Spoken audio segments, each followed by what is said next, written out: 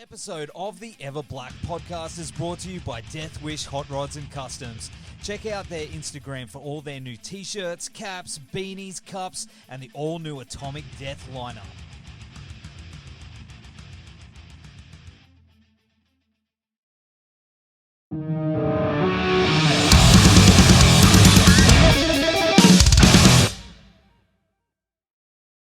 Hi, Brian. How are you, man?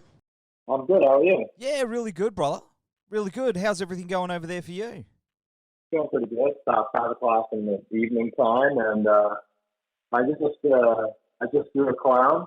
I think I finished drawing this clown, and then I've been doing interviews all day and doing a bit of drawing and gonna make some chili and watch the World Series because our Atlanta Braves are in the World Series, which is baseball thing.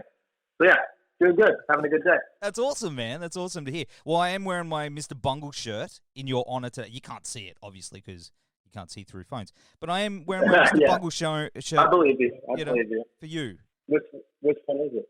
It's the one with the clown on the front. And, that dude with the guts coming out on the back. Something you wear at the office. Yeah. From the first self-titled record. Cool. That's the one. That's the one. Man. Well, it's got a clown on it, so I thought, might as well honor you in that way. Yeah, I'm into it. Well, the new Mastodon record, Hushed and Grim, is out this week, and I love that in a world where everyone is trying to shorten things and dumb things down due to attention spans, you guys went the other way with a double album and created something that is absolutely worth people's time. And it doesn't feel drawn out or anything like that either. It's such a amazing ride. Was that the result of the lockdowns? Did you guys just have a ton of material, just kept working on and building up over that time? I think so. I mean, yeah, we had a lot of material before lockdown, and I think if we had continued sort of, and lockdown had never happened, and things was business as usual, I think we probably would have ended up with just a regular sized album, just like around 50-something minutes, and then gone right out on tour and done that whole thing. But given all the extra time with months and months and months of what's happening and what we're doing, I don't know what we're doing. We just keep writing and working on this. And so, yeah, there you go. End up with an hour-and-a-half long record. But like you said, I feel the same way. So we feel the same about it. I listened to it many times in its demo form, all 15 songs. And I was thinking to myself, I just don't really want to separate any of these guys. I don't even know if we're trying to get it down to be 55 minutes, we'd have to get rid of like 7 songs. But that doesn't seem right to me. So I guess let's just do a double album. What do you say, guys? And everybody was on board. Man, well, it's perfect the way it is. I couldn't see it being any other way either. And, I'll be honest, man, the record really got to me. It hit me hard as I found a very strong emotional connection with it, especially the track More Than I Could Chew. That one hit me really hard. I guess maybe it's because, my life at the moment, I don't know. I just found it super relatable, and I know that there's a very emotional, heavy weight behind this album. I understand that there was a lot happening in the lead up to its creation. Yeah, man, things was tough, some tough times that we went through as a band, and it was sort of, I don't know, a hopeless feeling, I guess. So the only place you could go and feel any kind of self-worth or to try to understand what was happening or get through it was to play music and be in Mastodon. I looked at like the rehearsal space and the jam space as like this safe haven where it's the only place sometimes where anything makes any sense, Yeah, man. So I think that with everything that was happening, we lost our manager and my best friend, and all sorts of other personal stuff was going on in the pandemic. It's like, man, I need to get to home base and work through this stuff, or I'm not sure. It feels like it's caving in on you unless you offload some of it into some kind of make something out of it, And so I think that's what the record is. I think that's pretty fair assessment would be it's just us trying to work through it and figure out what's happening, and so it's pretty spelled out. So yeah, I think that there's an emotional heart to the record that I don't know that we've been there since. It's not a place you want to go that often, I don't think, but I guess given the opportunity, I'd obviously rather have my friend back in this record, but if we have to go through it, then this is what we can do to sort of honor him and then let everybody know how we're doing. Man, it's an incredible album and such a beautiful tribute. It's probably my favorite Mastodon. I'm calling it now. Like I've spun it a few times, and as I said, man, I just found my own personal connection with it. I think a lot of other people will as well, and relate to it in a lot of ways. It's really, really beautiful. Yeah, I hope so. Thanks, man. But each Mastodon album is different, very different in its own way, and has its own personality. Is that something that you guys all discuss when you begin each album's journey? Do you sit down and go, well, this is sort of how we need to push the direction? No. We sort of let the material decide for itself, I guess. I mean, we just gravitate towards the things that we like. And, sometimes, it's the mood of the band at the moment. So what you're hearing is the band's mood, basically. So there's no discussions. We're not very talkative in that way with each other. We're more like we play it instead of say it. Hey, that rhymes. Yeah, hey, there you go. So, and then we play it instead. I was like, I've been saying that for 100 years now. We really do. We just kind of, but some situations that we go through are heavier than others. So maybe the music reflects that. I'm not sure. I just, we try to be just open and honest when it comes to the lyrics.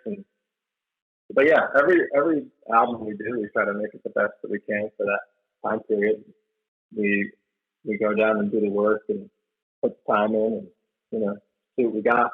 And we have, fallen in love with every record that we've done at a certain point. You get close to the finish line of recording and everything, and you're like, oh man, I love this. We're doing it. You play it for all your friends and hanging out, listening to it all the time and loving it. But this one was like, geez, sometimes I just felt like a sad sack on my living room floor listening to it. Just because there's a lot of pain in there, and you just relive it. It's maybe not the healthiest thing, but we had to put it somewhere, Yep, absolutely. And I mean, you mentioned before about drawing clowns, and your book 101 Clowns of the Coronavirus recently got released, right? Is it available down here? Yeah, I guess so. It's not. It just got done at the printers. But it's totally finished. All the copies are printed up and it's ready. I guess it's just don't know. But I think it's through Revolver.com, so that's where it's available for purchase. But yeah, I spent 101 days straight, John, applying every single day, and then each one got more involved and more the twisted and you can kind of take a step inside my mind during the pandemic and see where I was at. It says each day and what the name of the clown is, and it's got forwards in there from a few of my friends that I was sending them to on every day, like Lars from Zach is in there, and Josh Holland and Sean Lennon and my buddy Skinner. They all were kind enough to write forwards for the book. And so, man, pretty cool. I never considered putting any kind of book out, and I hadn't really drawn in quite a long time, so it was kind of a surprise to me that I started doing it in the first place. And then when I did it for 101 days straight, it was like, geez, okay, now I got to switch gears and start back up with the Mastodon thing, because I'm kind of like artistic monogamous in that sense. I can only do one creative thing at a time. I try to really switch gears, work on this clown today for a simple writer that they want to do. So I'm like, okay, I'm gonna draw a clown. So anyway, Yeah, I'm excited about the book. Pretty cool. I'm a professional clown artist now. Yay. Hey, man, it's awesome. Like, I've seen them, and I love it. But I also saw, like, there was a photo or something, and you've got some prop heads from Killer Clowns from Outer Space, I think, in the background of in your room. Are they legit screen-used ones? Those are from Trick or Treat Studios, I think. They came out with those, biggest masks. I collect masks as well. I have so many. I have so many masks. I'm a man child. You played a gig at the Georgia Aquarium for a live stream, which just looked incredible, man. Is that something that we're going to see get an official release, like DVD, Blu-ray? Yeah, absolutely. At some point, for sure. Like we have to. It actually came out good. We're really excited. We're like, man, I hope this goes good because it's like this really amazing backdrop, and if we suck it up, man, I think it went well. It sounded really cool, and it kind of changed the songs and stuff, and it just made it something really special and cool. You could probably put it on at any time because it's kind of mellow, got the fish swimming and everything. What a beautiful, awesome idea! What a cool thing! That I'm so happy we did that. Man, I want to see it. That'll be coming out soon. Yeah, I mean, yeah, we're gonna wait till all this whole Husk and Grim thing blows over, and maybe we'll put that out. Awesome. Well, you're also going to be hitting the road with Opeth and one of my favorite bands, Zealanada.